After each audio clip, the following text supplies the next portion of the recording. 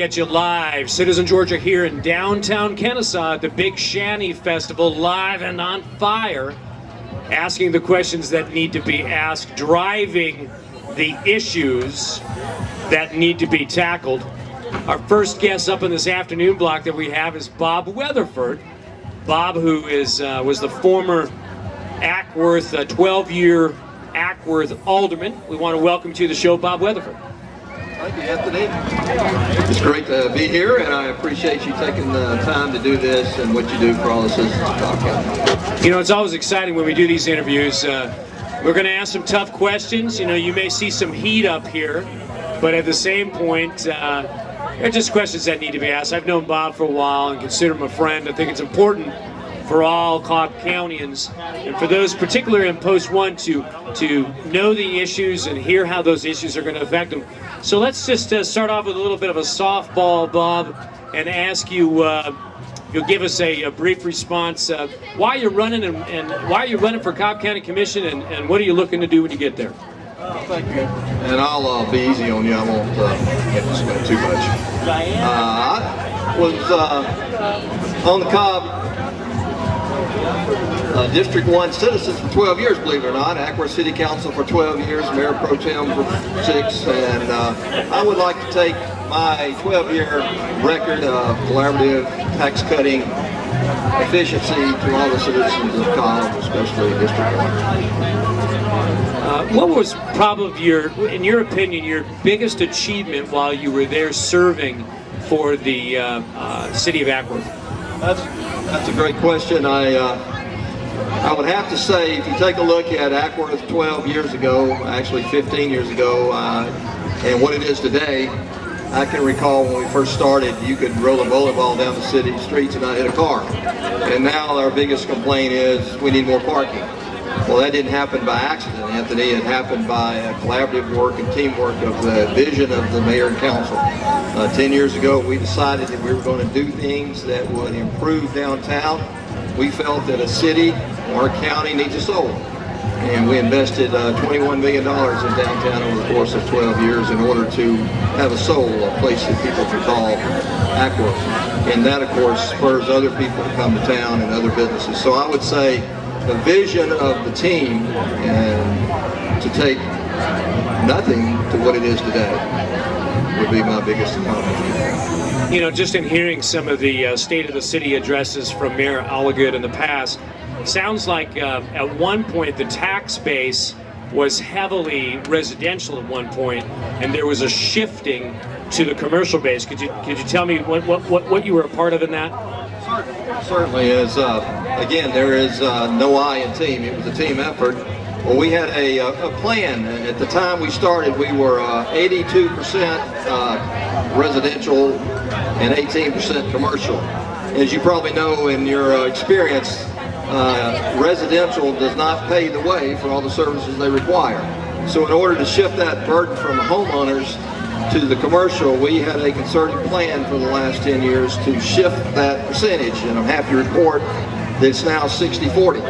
60% residential, 40% commercial, which means if you use smart growth, follow the future land use plan, then these commercial developments will pay a significant portion and reduce the burden on the homeowners, and that's what I plan to do in Cobb as well.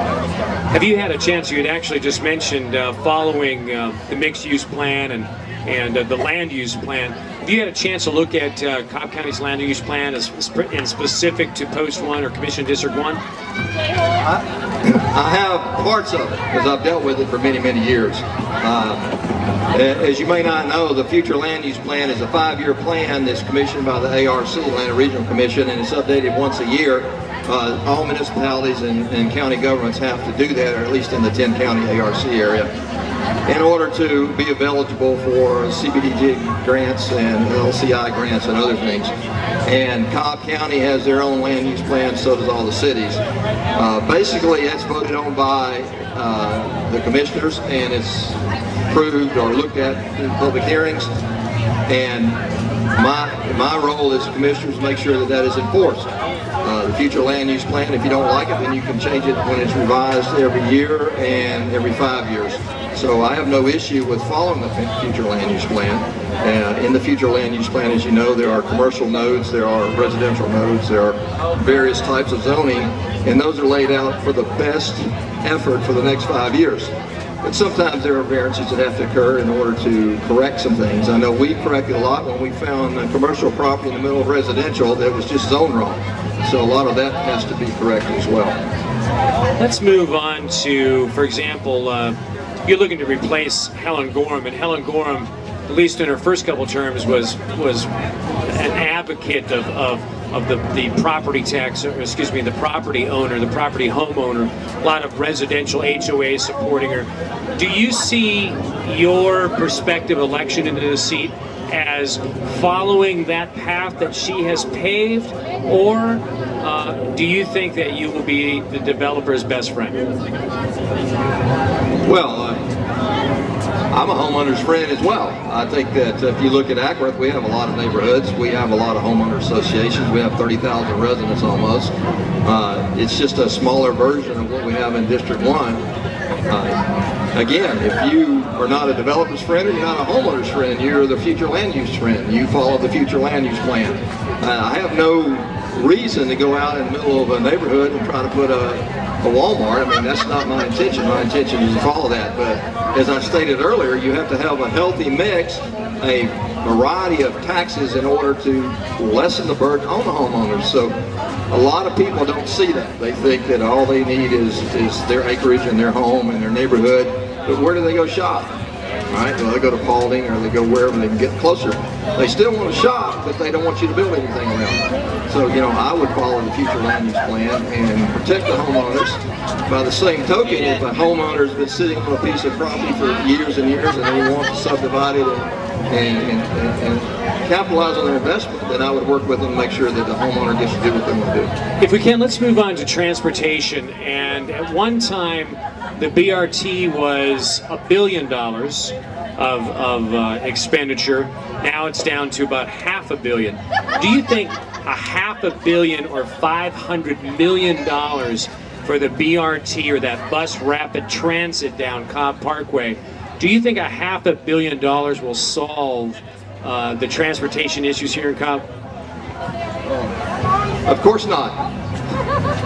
There's probably no one solution to solve the transportation issues. You've got the interchangeable lanes going up 75 and 575. You've got about a $2 billion investment around the Cumberland area, part of that with the Braves, that allow transportation ease.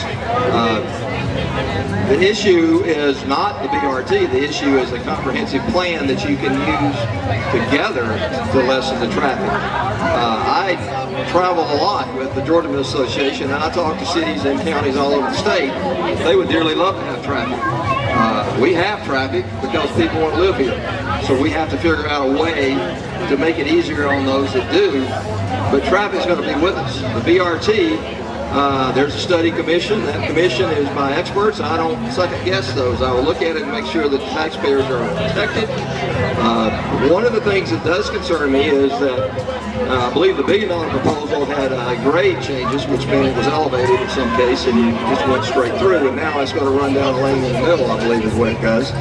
If that's synchronized with lights or whatever. I have never ridden Cobb County Transit, but I would ride the BRT to go to Ackworth down to the mall or whatever, because it would be something you could do, and it goes where it needs to go. You know, when you talked about bus transit today and you look at the county bus system, obviously it's a subsidized bus system.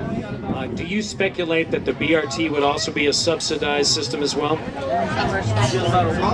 There would probably be some element of that, not as much as Cobb County Transit, because that is basically a subsidized program that does not pay for itself. It's to help those that don't have transportation. The problem that I've had with Cobb County Transit is you can't get anywhere from the north end of the county where I live in Ackworth to anywhere in Cobb because there's no buses there. There's a rapid bus, a girder bus that goes downtown. But the problem with what we have now is the people that would help pay for it can't ride it because they don't go where they want to go. Where the BRT should go where we want to go. It goes from the educational hubs to the shopping hubs.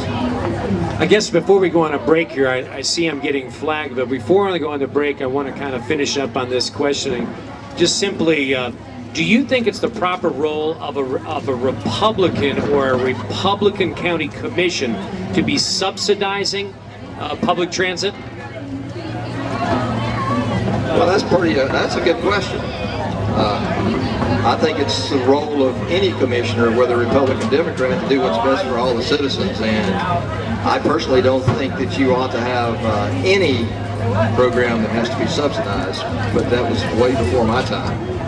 I believe that it either ought to pay for itself or break even. For example, we have sanitation in Ackworth that we require all the residents to use, and that is a break even. We raise the rates in order for them to cover our costs, but we don't make any money on it. We don't subsidize that. So buses, in my opinion, need to pay for themselves, or we need to eliminate them. You're listening to Citizen Georgia at citizengeorgia.com, live from the Big Shanty Festival down here in downtown Kennesaw. We're going to be coming back here in just a few short minutes. If you're just tuning in, we're listening and discussing the issues with Bob Weatherford, who's running for Cobb County Commission, Post 1. We'll be back in just a few moments.